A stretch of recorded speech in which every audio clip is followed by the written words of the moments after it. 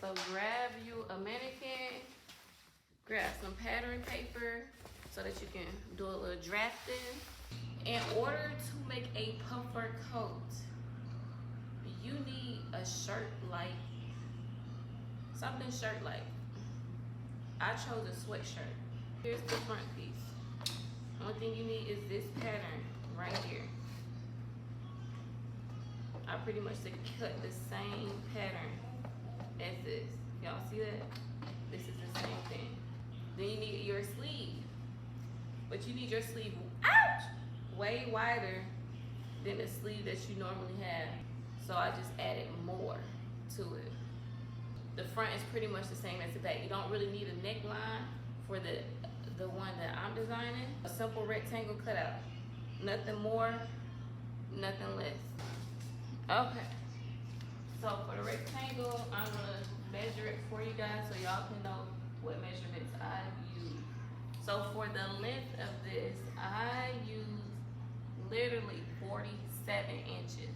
The width, how wide I want it to be, was literally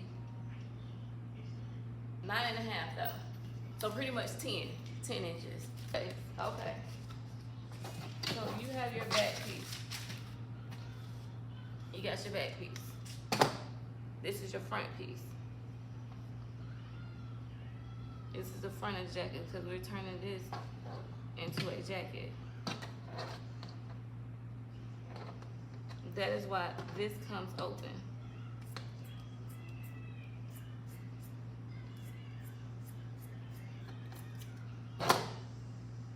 Boom.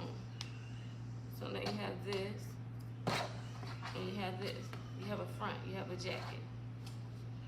Boom. Okay. Now, the back side of this, you see that's inside, that's the wrong side. Put your clean front side and front side together. So now, boom. You're just sewing it back in order. You're gonna sew this, you're gonna sew that, you're gonna sew this. Let's begin.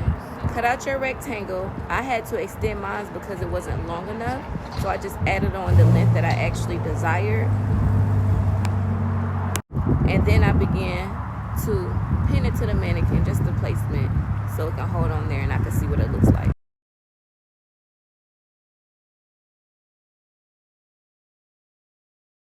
You're gonna cut off the sleeves, cut out the front, and cut out the back. But for this video, I'm only gonna use the front because of what I'm trying to achieve. And the front neckline isn't that different from the back. Now I'm cutting out the shirt on a piece of pattern paper so that I can always have this pattern to be able to use it for future purposes.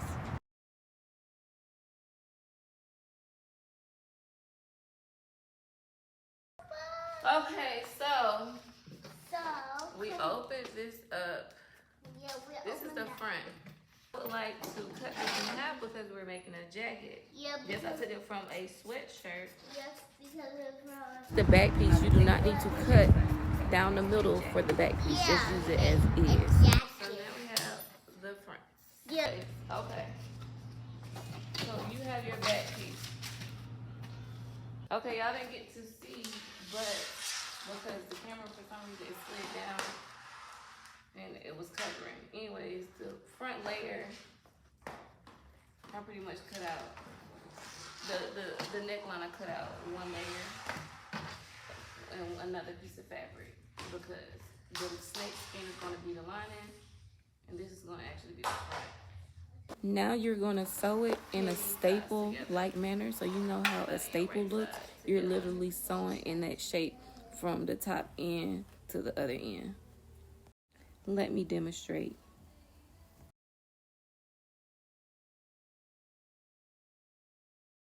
Now you're going to double fold your fabric and place your front piece on there. After you press the front piece on there, slit down the side. Now you have two front pieces. I'm just pinning on the mannequin so you can see. Then you're going to cut out the back piece, but don't cut a slit within it. Next, you're going to cut out your sleeves by double folding the fabric and laying your fabric on top and cut out this twice. Everything you do to your top layer of fabric, which is my snakeskin fabric, I'm going to do to the lining. This is the lining. I'm going to cut out a sleeve. I'm going to cut out a front. I'm going to cut out a back piece. Every piece, it needs to be identical to the front. Only piece from the door part that I didn't cut out is the rectangle part because I wanted my lining to be different on the top of the rectangle part. So there's the front. And then after, I'm just cutting out the back pieces. So I should have 2 pieces for the front and the back.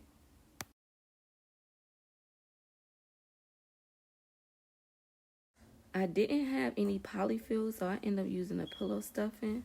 And I pretty much got the same result. And it's actually softer than the polyfill. So I just flip my fabric inside out and start stuffing it. Stuffing. And then I start pinning it closed, and that's exactly how I sewed the top. I just sealed it, sewed the top line as soon as I got done putting all the stuffing in.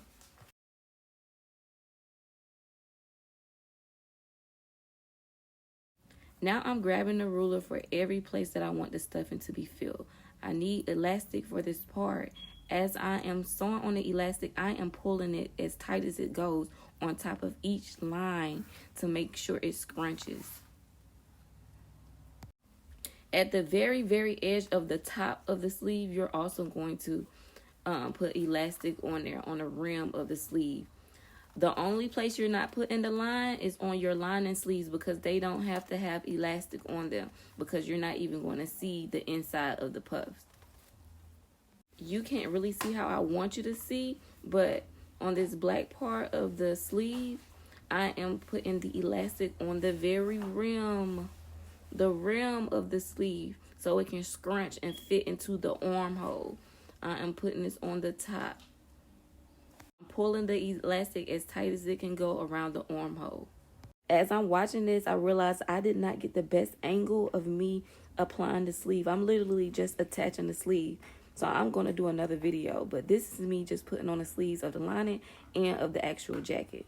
Again, I'm stressing the fact to put the elastic on the very top of the sleeve so it can fit in the armhole. So I have both the jacket and the lining cut out. I am only putting right side and right sides of the fabric together. From the top of the collarbone part of the jacket to the next part of the collarbone part of the jacket. I'm pinning that all around. I am literally just leaving the neck hole open so that I can pull the fabric inside out.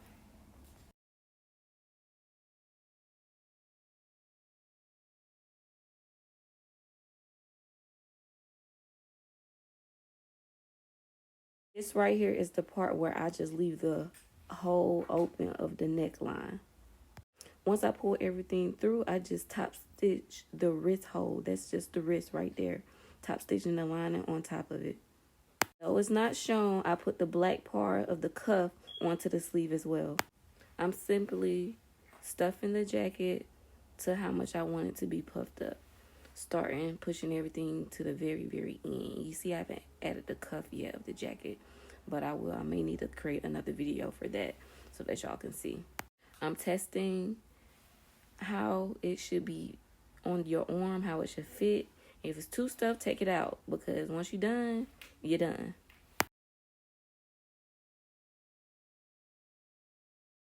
Now stuff the front part of however you want it to lay on you, stuff it. Just keep trying it on. In this very moment, I'm adding my band to the bottom of the jacket. So I'm just cutting another rectangle. I measured the length of it. Now just sew the end edges, one edge and the other edge down, flip it inside out, and then start attaching it to the actual jacket, the very bottom of the jacket, right sides to right side, so that it can fold over.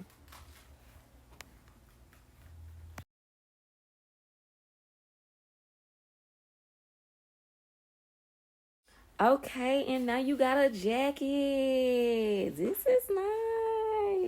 I like it. Deep purple snake skin with a wet black top and a wet skirt. Come on now. Come on now. I did my thing. I did my big one. This deserved to be anywhere. On a billboard, on a magazine, on a runway. Like, come on. I did it. I did it. If you like this video, please subscribe. If you want me to go into more details, please subscribe.